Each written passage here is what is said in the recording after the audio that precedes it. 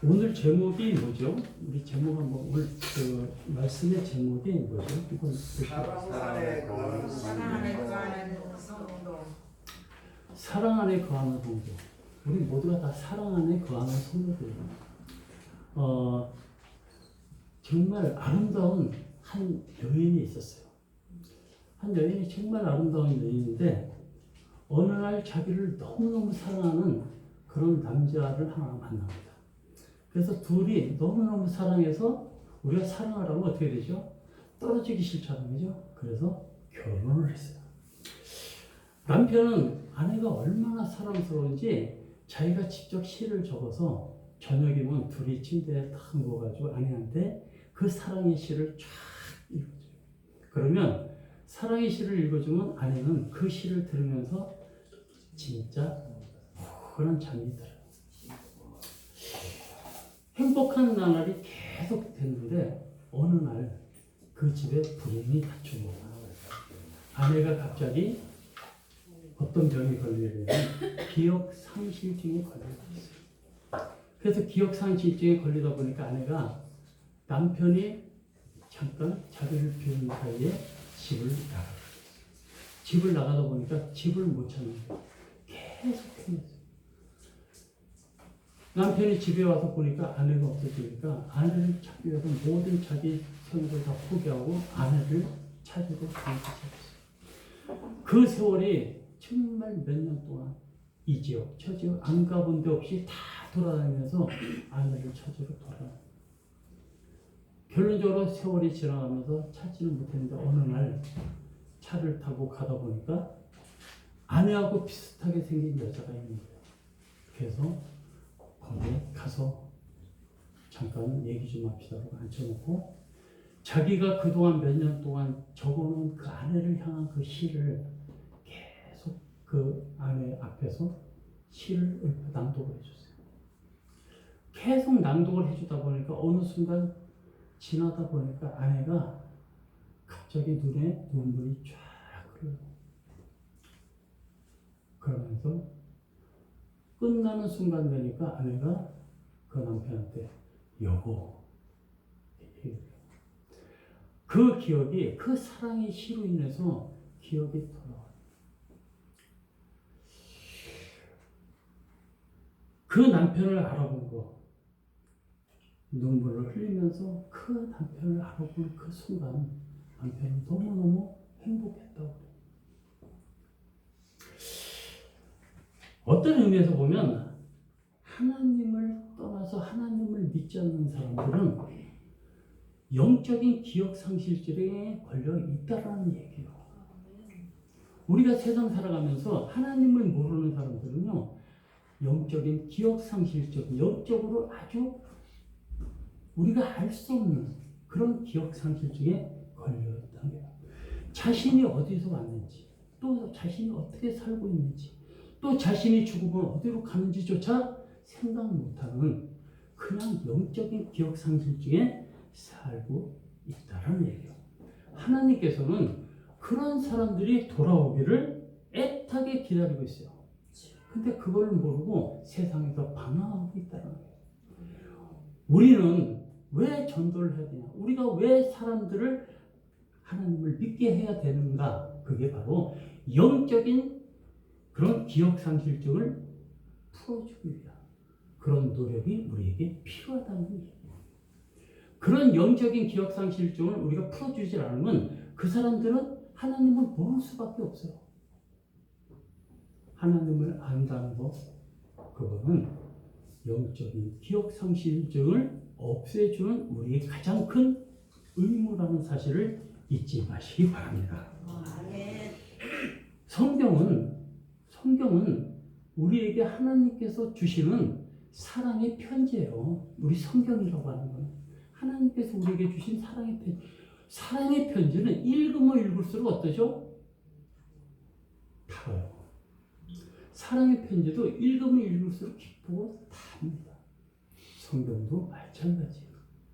우리가 성경을 계속 봉독하고 거기에 우리가 감동받고 은혜 받을 때 그 얼마나 단지 아마 성경을 읽다 느껴보실 분들은 분명히 있을 겁니다.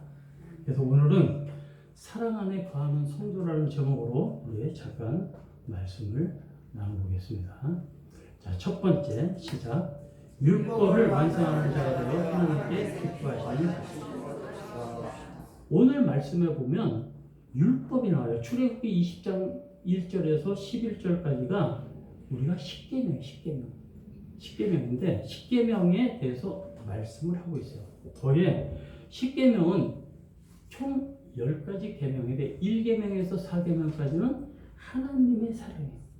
하나님에 대해서 4개요. 하나님의 사랑에 대한 계명이 1계명에서 4계명 가지고 5계명에서 10계명까지는 뭐예요? 이거는 인간에 대한 사랑.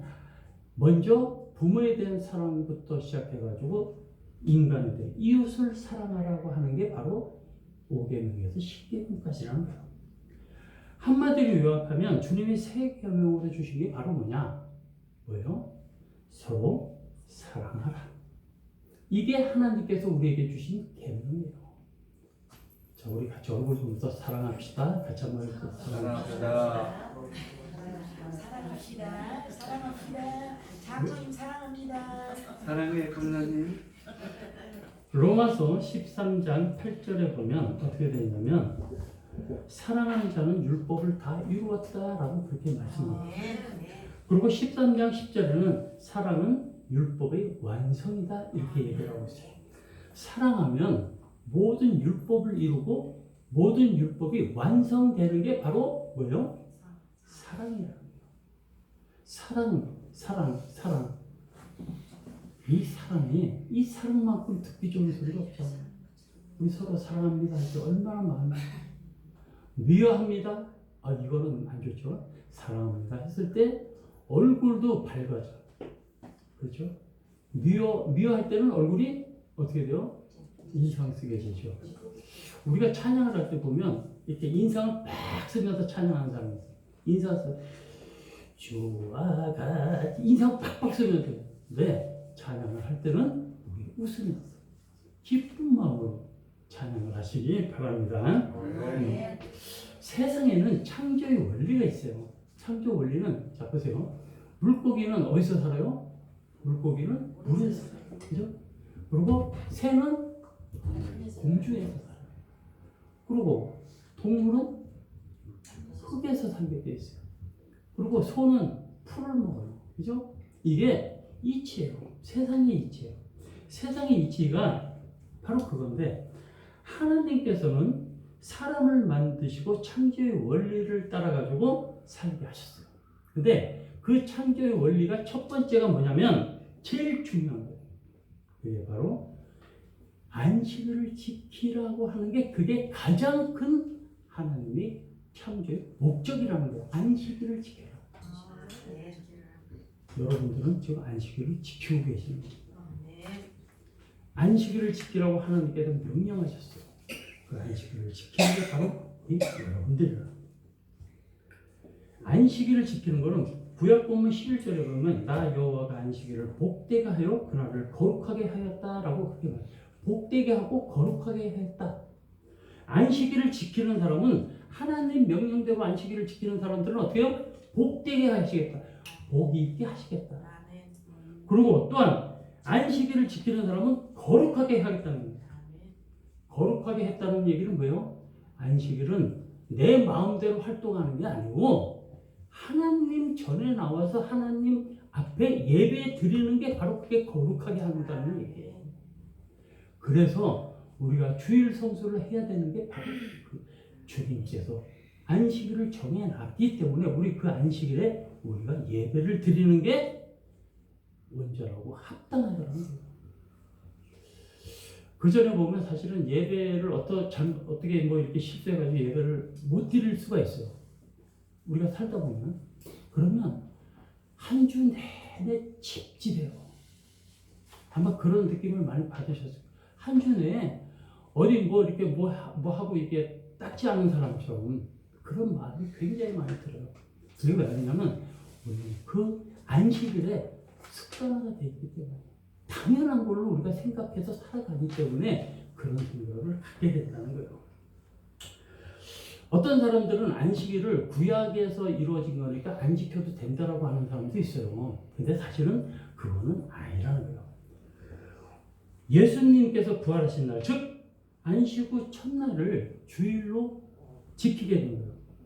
그 후에 초대교회에서는 안식 후 첫날을 모여가지고 예배를 드리기 시작한 게 바로 지금 주일날 예배를 드리기 시작한 그런 기원이 됩니다. 우리 골로새서 2장 16절에서 17절 같이 한번 읽겠습니다.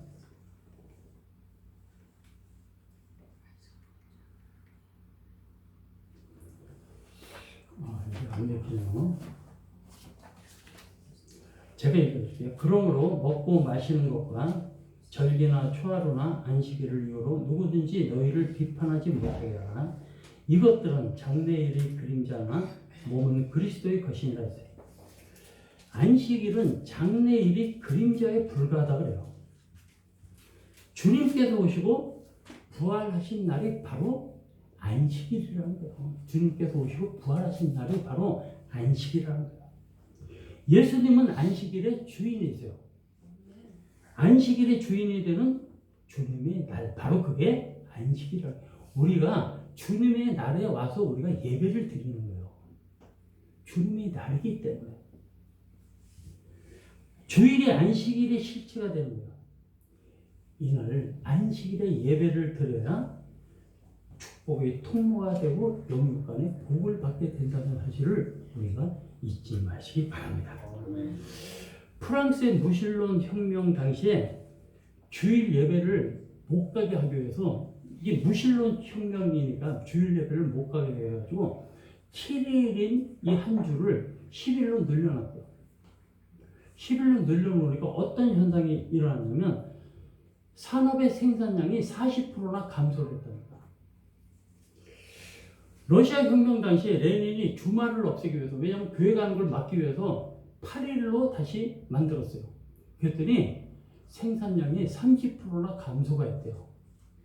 그래가지고 안 되겠다 싶어가지고 다시 일주일을 6일로 다시 줄였어요. 그랬더니 그대로 30%가 생산량이 줄더라는 거예요.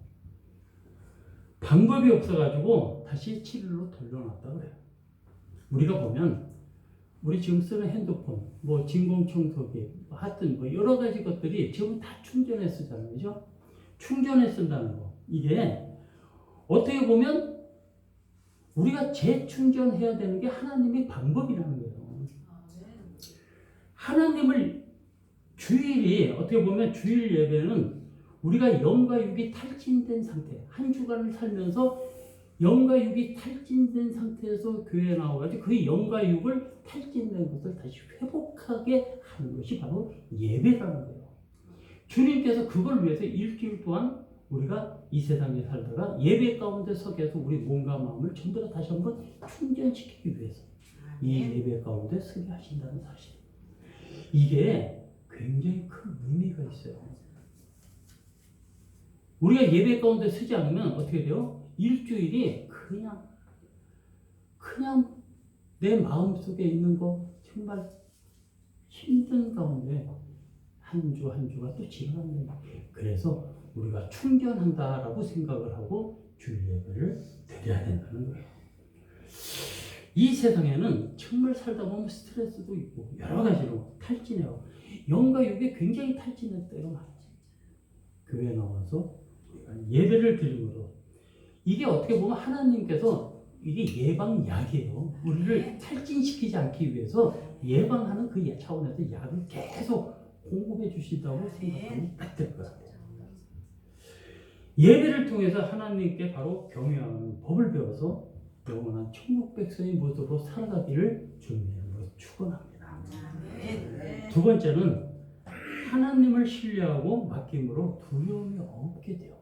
하나님께 맡기고 신뢰.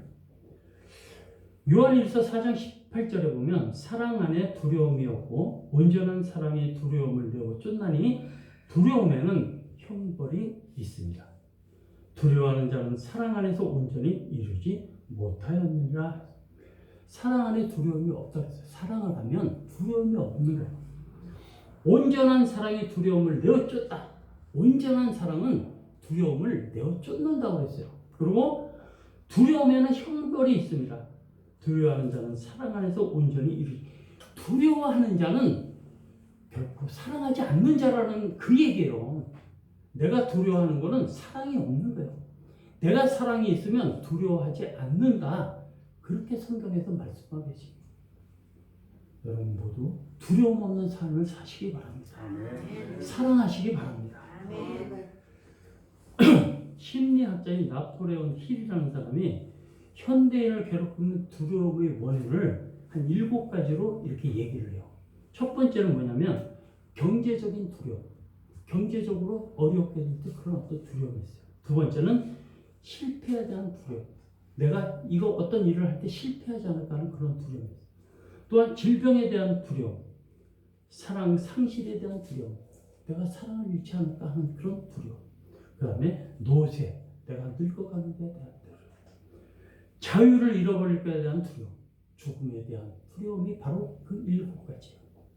이게 우리가 보면 이 두려움이라는 거는 정말 아마 그 믿지 않는 데, 저도 그 믿지 않을 때 이렇게 믿음이 약할 때는 그런 생각을 참 많이 했어요. 내가 이 세상을 떠나? 내가 어디로 가지? 천국 갈 텐데 이 천국이 진짜 있나? 그런 생각을 이 신앙이 깊지 않을 때 그런 생각을 했어요. 근데 하나님을 사랑하고 하나님을 가까이 가다 보니까 천국은 있구나. 내가 이 세상 떠날 때 하나님은 나를 부르시겠구나. 그 생각이 드는 거예요. 믿음이라는 거는 우리가 계속 믿음이 이게 견고해지면 견고해질수록 하나님의 나라에 대한 그 소망이 더욱더 깊어진다는 사실, 그걸 잊지 마시기 바랍니다. 성경에는 두려워하지 말라라는 말이 몇 번이 나오냐면 365번이 나와요. 희한하죠. 우리가 1년이 365일이잖아요. 두려워하지 말라는 거는 매일 한 번씩 두려워하지 말라라고 성경에서 계속 얘기하고 있는 거예요. 365번이나 두려워하지 말라. 우리 두려워하지 마시기 바랍니다. 사랑이 깊어지면 깊어질수록 두려워하는 마음이 없어진다는 사실을 잊지 마시기 바랍니다.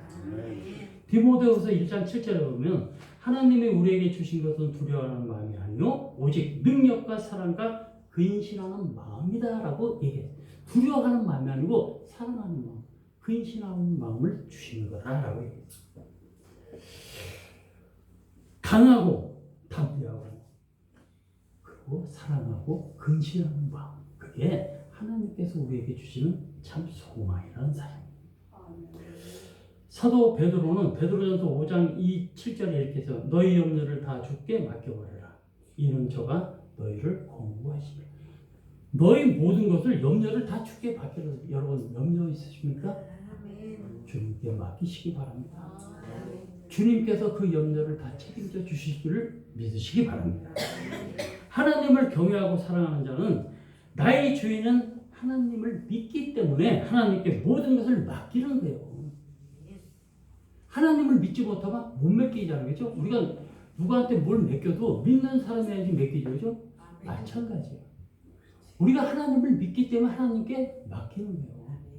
우리의 근심, 두려움, 모든 것들을 하나님께 맡기시기 바랍니다. 이사야 선지자는 이사야서 43장 1절에 보면 너는 두려워 말라. 내가 너를 구속하였고 내가 너를 지명하여 불러나니 너는 누구 거요? 내 것이다. 하나님께서 말씀, 너는 내 거야.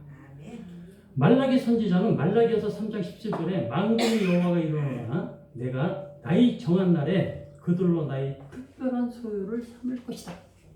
너희들은 나한테 특별한 소유로 삼을 것이요. 또 사람이 자기를 섬기는 아들을 아낌없이 내가 그들을 아들을 아낀 것 같이 나도 그들을 그렇게 아끼겠다. 우리 전부 다 자식들 많이 아끼잖아요. 그죠? 하나님 마찬가지야. 하나님이 자기 아들 예수님을 아끼는 것처럼 우리를 아끼시겠다는 거예요. 이거는 대단한 거예요. 이거 얼마나 큰 일이에요. 사건 중에서 굉장히 큰 사건이에요.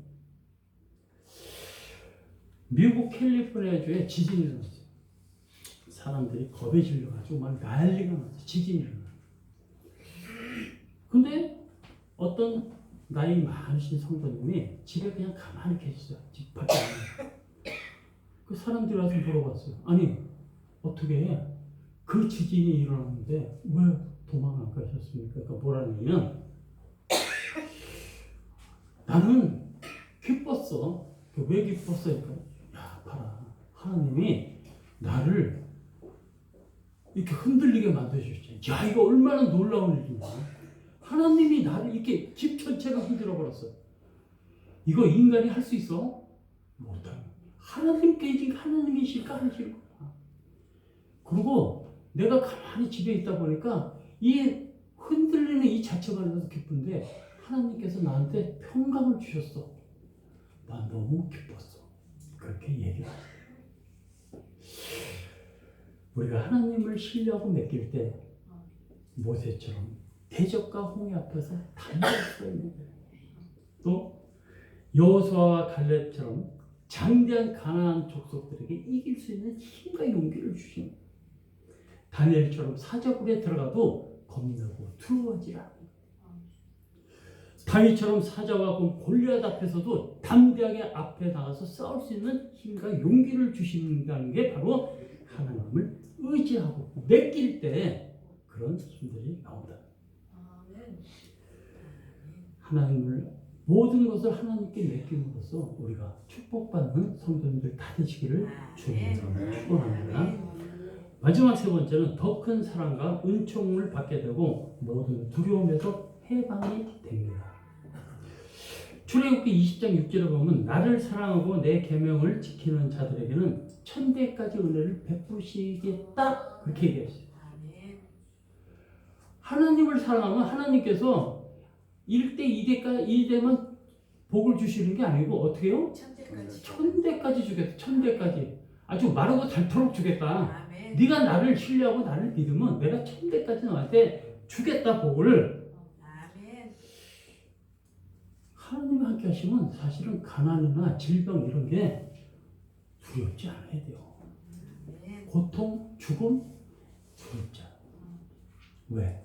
하나님이 함께 하시기 때문에 하나님이 책임져 주시기 때문에 하나님은 사랑하는 자는 이 세상뿐이 아니고 천국 가는 날까지 주님께서 책임져 주신다는 사실을 우리가 잊지 마시기 바랍니다. 신약본문 요한일서 4장 18절에 사랑 안에 두려움이 없고 온전한 사랑이 두려움을 내어쫓나니 사랑 안에는 두려움이 없어요. 그리고 온전한 사랑이 두려움을 쫓아낸다고 그렇게 얘기를 하고 있어요. 주님 앞에 거하면 죽음 앞에 두려움이 없어요. 여러분 두려움이 있습니까? 없습니다. 두려움이 없기를 바랍니다. 왜? 하나님이 계시기 때문에. 사랑은 최고의 덕목이에요. 최고의 은사요. 최고의 이 세상 사는데 최고의 은사예요. 정말 굉장히 깊고 깊은 게 바로 사랑이라는 거예요. 우리 사랑하는 마음을 가집시다. 내 주위를 사랑하십시다. 내 형제를 사랑합시다. 우리 성도들을 사랑하십시다. 그게 하나님께 가장 복받는 일이에요. 사도 바울은 고린도전서 13장에 보면 천사의 말과 예언과 산을 옮길 만한 믿음이 있어도 사랑이 없으면 아무것도 아니다. 많은 구제와 몸을 불사르게 내어줄지라도 사랑이 없으면 유익이 없다라고 얘기를 하고 계세요. 우리가 믿음, 소망, 사랑 중에 제일은 사랑이. 믿음, 소망, 사랑이 있을 때 제일은 제가 얘기했잖아요. 성경은 그냥 다 이렇게 막 짜고짜고 하면 그냥 사랑이 하나. 사랑. 그게 바로 성경 말씀입니다. 1936년 12월 11일 날에 영국 국왕이었던 에드워드 8세가 있었어요. 이 양반이 갑자기 라디오에다 대고 국왕인데 나 오늘부로 국왕을 내려놓겠습니다라고 얘기를 했어요. 이게 진짜 있었던 얘기예요. 1936년 12월 11일 날. 온 나라가 난리가 난 거예요. 국왕이 갑자기 다 구강 안 하겠다 그러니까 얼마나 난리가 났어. 전 세계가 충격에 딱 빠졌어요. 왕이 된 지 그 당시에 1년밖에 되질 않았는데 그 다음에 왕이 발표를 해요. 내가 왕의 자리를 포기하는 것은 내 사랑하는 여인 윌리엄스 시민슨과 결혼하기 위해서. 영국에는 교황법이 있대요. 교회법이 있는데 그 교회법이 모든 법의 제일 우선이 교회법이에요. 그 교회법에 보면 어떻게 되냐면 왕은 결혼을 하는데 결혼을 했던 여자하고는 결혼할 수가 없는 거야.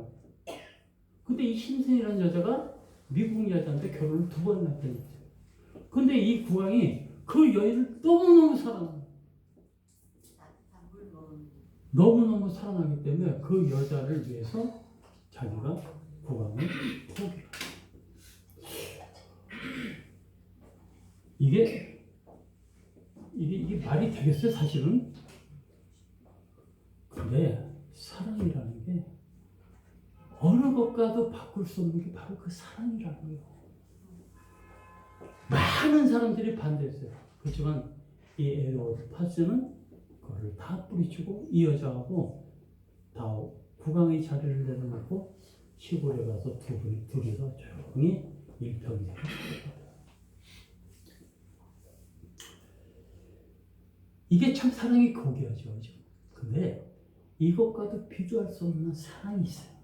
이게 하나님의 사랑이라는 거예요. 하나님께서 독생자 예수를 이 땅에 보내주셨어요. 그죠? 그리고 정말 낮고 낮은 이 땅에 와서 정말 이혼할 여자 정도가 아니고 죄와 허물투성인 우리를 위해서 우리를 구원하기 위해서 아무 죄 없는 그 천국의 그 보좌에 계신 그분이 이 땅에 우리를 위해서 이 땅에 오셨다는 거예요. 그리고 죄인이 되셨어요. 십자가에 못 박혀 돌아가셨어요. 누구 때문에? 우리들 때문에. 우리들의 죄 때문에. 온갖 수모를 타당하면서 십자가의 화목제물로 돌아가시게 된 거예요.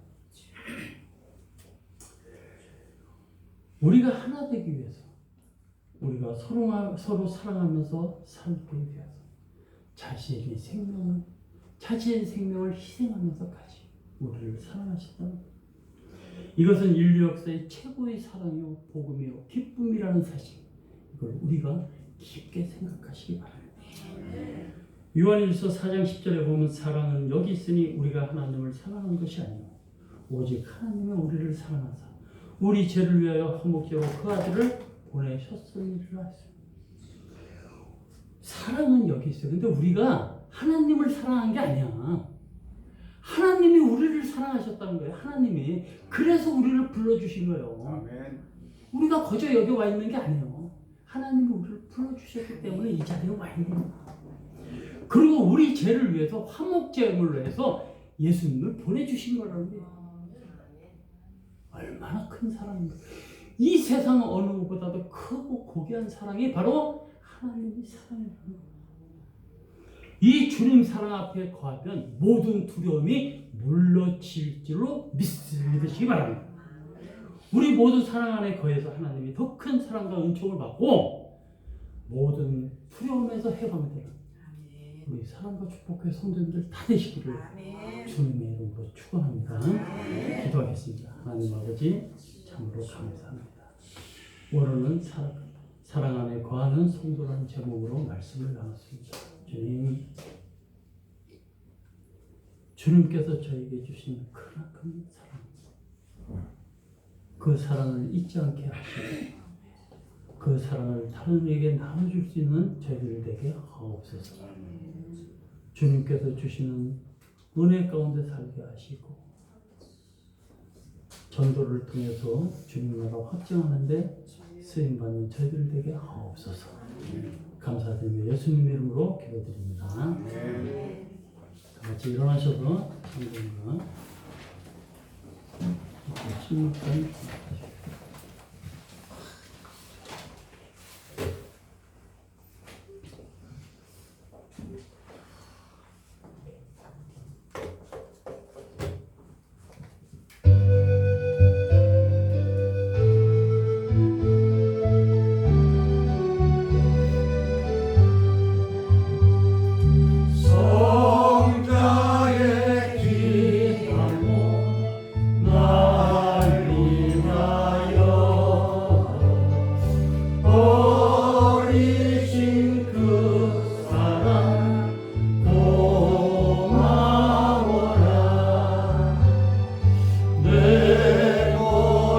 숙여서 주님께 비는 말 만무와 주님께 바치니까 지금도 날 위해 간구하시네 이 옅은 믿음이 아옵나니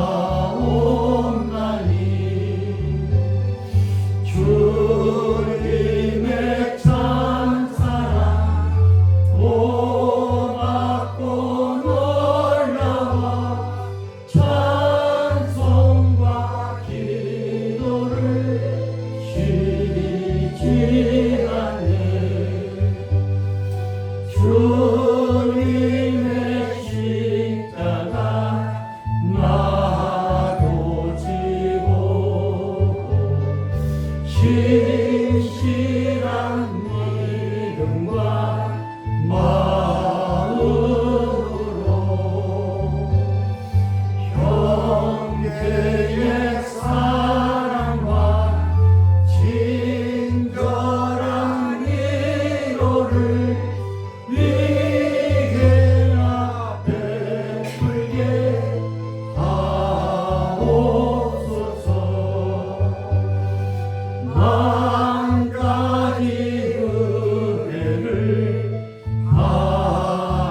받았으니 내 평생 슬구나 즐거우나 이 몸을 온전히 주님께 바쳐서 주님만 위하여 늘 살겠네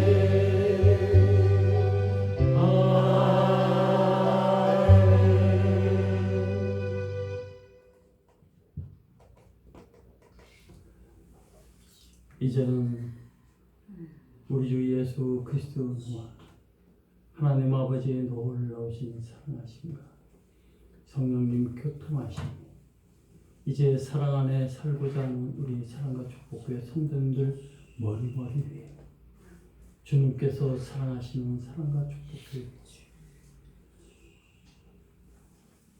주님께서 사랑하시는 대한민국과 위정자들 머리머리 위에 먼 미국 땅에서 주님 사역을 감당하는 선교사들 위해 이제로부터 영원토록 함께 하시기를 간절히 축원하옵나이다. 아멘.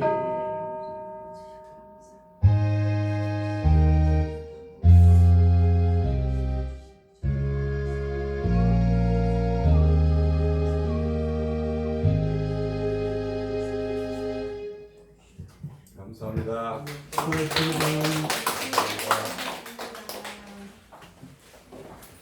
아이고 수고하셨어요. 수고하셨습니다.